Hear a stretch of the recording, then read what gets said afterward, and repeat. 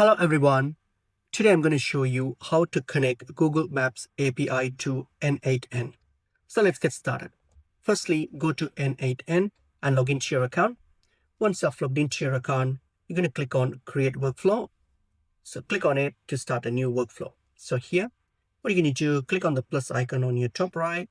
So click on it. And then here, you're going to search for Google Maps. Okay, see if you have Google Maps. Okay, type it in and search for it. If you don't see Google Maps, then you can choose HTTP alternatively. Okay, you can choose with HTTP request. You can use that. Okay, and then here, the method, you can leave it as get method, because if you're trying to retrieve a data, you can use get. And then the URL is the URL for the Google Maps. So you can simply just go to the Google Maps and then copy the link and then paste it here. That's fine. Okay, authentication, you can choose none, or if you want, you can choose a predefined credential or a generic. It's up to you. You can do that.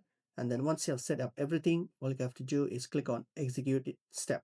Okay, once you click on execute step, so what happens here? If you go back to this page here, click on back to canvas, just go back to this page here. You have now executed it. You can try to see if it works by clicking on execute workflow. And that's basically pretty much it.